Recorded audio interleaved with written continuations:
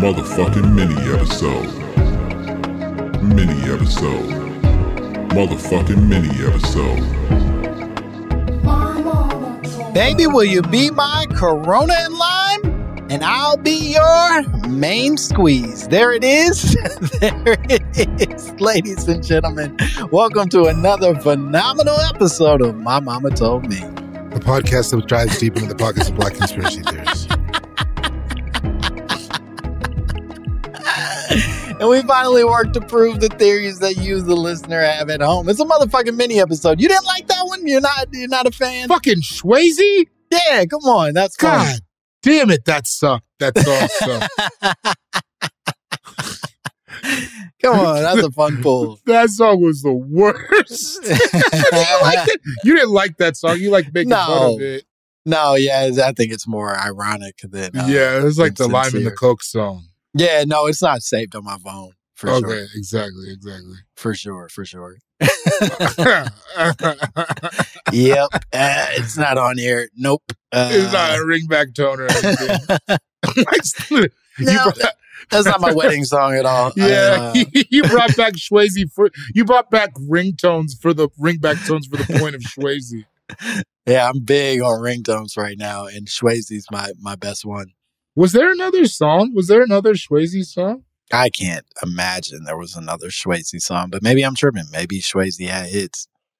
I don't really even know why I remember that his name was Swayze. I don't know why either. I didn't remember. Maybe I'm the secret Swayze fan. Yeah, maybe you've been Swayze this whole time. Whoa, wouldn't that be crazy? Yo, what if like this podcast in like years later from now, people are like, did you know the fat dude from My Momma Told Me is also Swayze? The dark skin one, yeah, crazy. But also, Swayze, if you're out there, we'd love to have you on. We'd love to have Swayze on. That'd be a dream to have Swayze on and ask him what else he did besides that Corona and Lime song. I bet you he got enough money that now he makes the music he really wants to make. And that did make it sound like I'm Swayze. How? I bet Swayze just moved into a nice apartment with his girlfriend. Yeah, his house. Got a dog. I bet Swayze's built a pretty good life for himself in Denver, Colorado. I think Swayze's doing all right.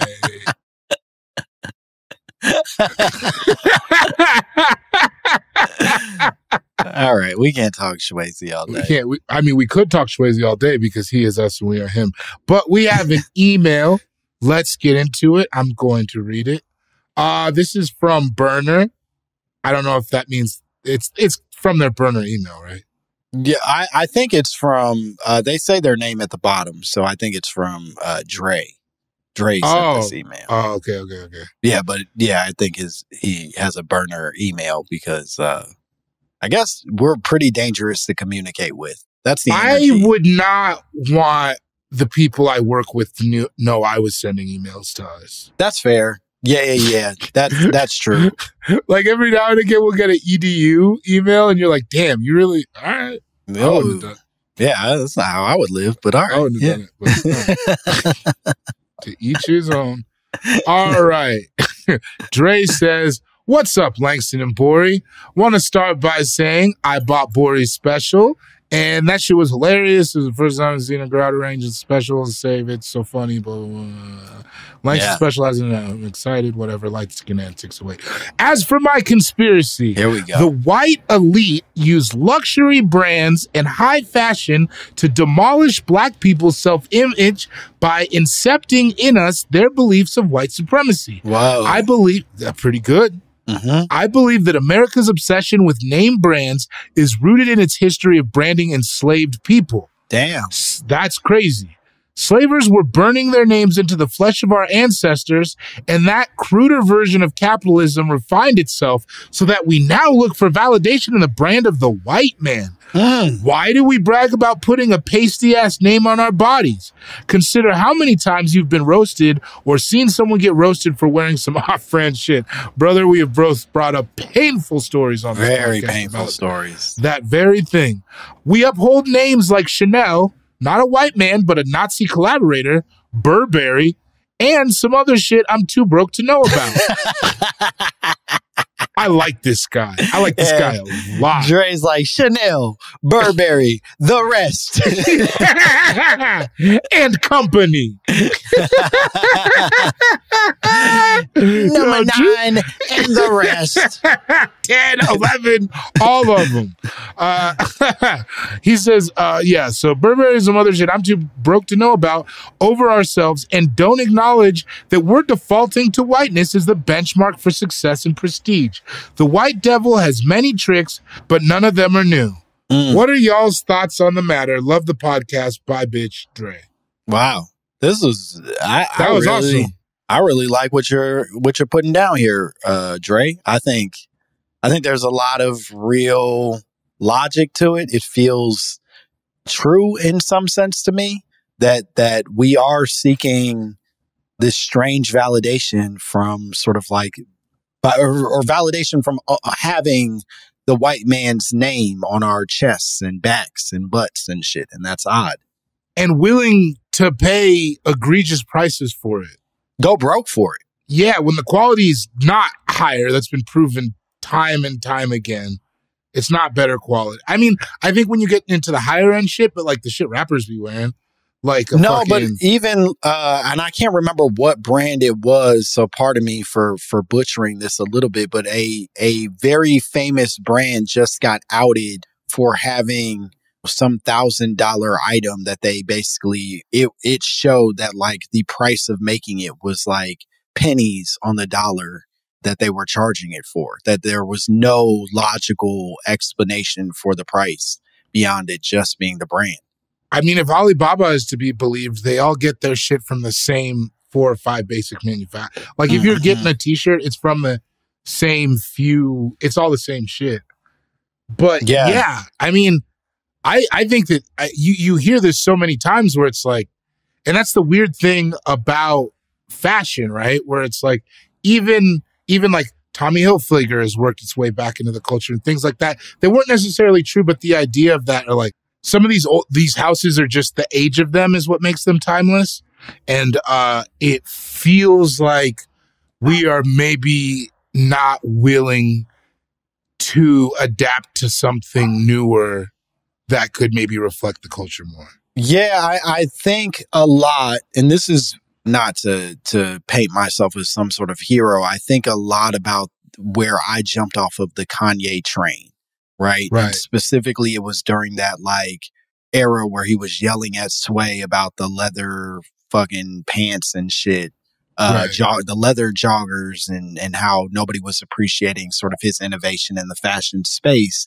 And what made me so angry inside of it was, and I know people love Yeezus, that album, and talk about how great it was, but it felt so icky to me because it was just this black man being angry that he couldn't have access to whiteness, that like he wasn't being treated as a white emperor in these white spaces. And I think what Dre is saying connects rings very true to what I felt then and continue to feel now, where it's like, as much as I respect that like some things just do look fly and like spend whatever money you want to spend to look the way you want to look, like I don't think that we need to spend our lives like you only buy black, and if you got the white man's clothes on, you a prisoner, blah blah blah. But like, we do have to reassess our logic a little bit.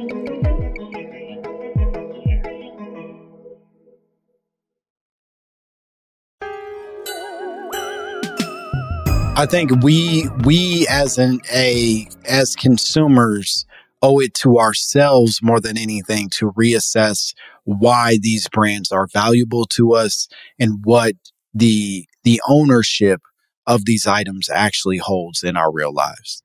And also, it's also, I think one thing we have to be aware of is like, it feels like with a lot of those aspirational brands, we're trying to buy our way into that lifestyle.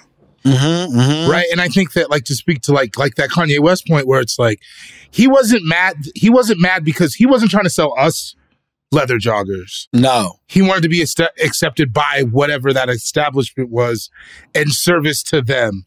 And I understand that, but I do also get the idea of like, well, fuck you then. Maybe we should, you know what I mean? Yeah, I think it's worth noting so much of Kanye's behavior is a reflection of mental illness more than it is like, you know, I'm sure there's deep self-hatred inside of a lot of his choices too, but he's just a sick man. So I don't know that it's as fair to be like, fuck you, Kanye, on my behalf, not your behalf. But it is, I do think his logic then perforated out to perforated. Is that? That's not. I think we could do it. We're allowed. This isn't a scholarly podcast. We can do whatever we want. Hey, his logic spread like a bitch out to a lot of other poorer people who then wanted to be able to feel validated by entering these white spaces and doing white shit. And it truly does feel icky when it is just for that purpose. Especially because, like, a lot of the times, there are still tiers even to those things, like the luxury brands and things like that. There's still tiers in the way that, like, Jeff Bezos isn't wearing a shirt that says Prada on it, right? Right. He's not wearing the Louis Vuitton sports shirt that is emblazoned huge on the chest. Bezos is, but that's a dude that got bullied into getting buff in his 60s. So, which I think that is cool. He's got his own shit going on. I take your point that like the elitist of elite are not focused on the brands the way that we are branding ourselves, and it is sort of a trapping of poverty in a lot of ways. It's to trick poor people into staying poor. There's a whole thing about dressing called stealth wealth. It's like a whole thing. Yeah. Like, you know what I mean? The Bill Gates wearing the same outfit every day. Yeah. Right. And you don't realize it because you're not up on it, but that hat is $300, even though it looks $20. Right. You know I watched a video of... That's what I'm doing. I watched a video of one of those... you know, those people on the street that be like, what you wearing? Tell us what heat you got on, whatever. Yeah. I like watching those too. I feel weird when I watch them, but I do find myself in little like sinkholes watching more than a few. But I watched one with Willem Dafoe on the street, and I'm a big fan of Willem Dafoe. Shorter than you think he is. You're the guy who taught me that. Yeah, little tiny guy, but that said, huge talent. Huge talent. But Willem Dafoe did one of those, and he had on what I would describe as a very ugly outfit, but it was like Prada jacket, fucking like Gucci this. It was like a lot of very high fashion, expensive items, but you can tell he just has had them for a really long time and has worn them to their end. You know what I mean? Like he truly is just using it as utility more than just like, an item that I've spent thousands of dollars on for no reason other than to look fly kind of thing. True. Have you ever found yourself having too many labels on at once and feeling weird? Yeah.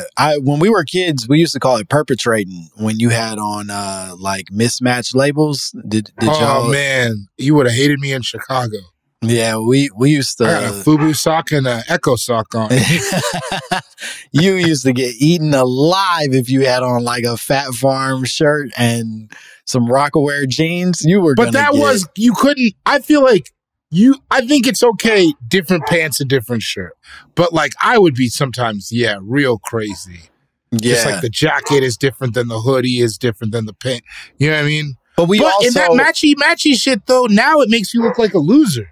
And that's the thing. We grew up in an era where I think brands were much more like you wouldn't buy a shirt if it wasn't branded in some way. And now I think the kids are a little more interested, or at least for a while, were more interested in like things without labels, things that just sort of were like cool and like foreign looking, you know what I mean? And now it's sort of like is working its way back to the way we dressed in the 90s and 2000s, where they're like, now give me the biggest fucking logo you can imagine. Brother, it's my time to shine. I got all those hats with Chinese characters waiting in the attic. Just can't wait to dust them off. Did somebody say Evisu jeans? I wanted some though. Did you have Evisu jeans? Nah, I never had any. I wanted some. I wanted those. I wanted Miyoshi bad. Come on, man. I wanted some Bapes.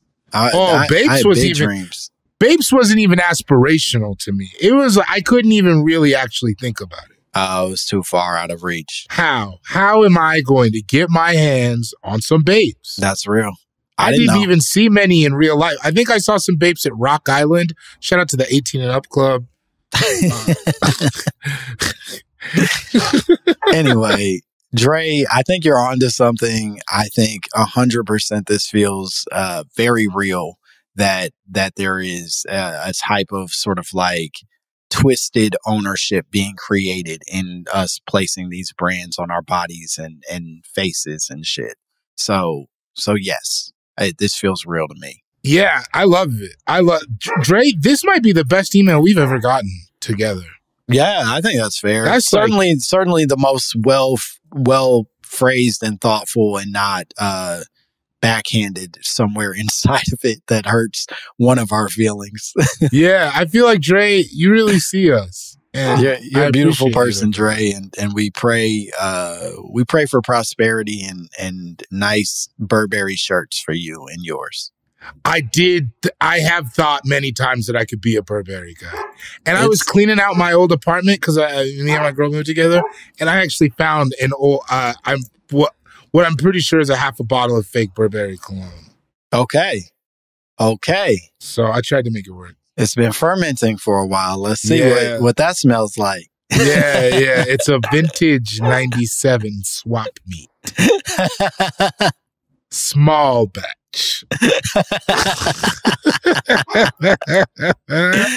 All right. You want to tell the people where they can find you and what cool shit you got going on? Yeah, definitely. Cool Guy Jokes 87 on Instagram. Patreon.com/David Borie, GBORIE. You can watch my special, self-produced. It's so funny. I'm going to be in Dallas August 23rd and 24th at the Dallas Comedy Club. Watch Exploding Kittens on Netflix. Come to see us on tour. Start the Steal tour. Start the Steal, baby. We're going on tour. We'll be announcing those dates soon. As always, you can follow me at Langston Kerman on all platforms and watch my special. It's called Bad Poetry. It's on Netflix now.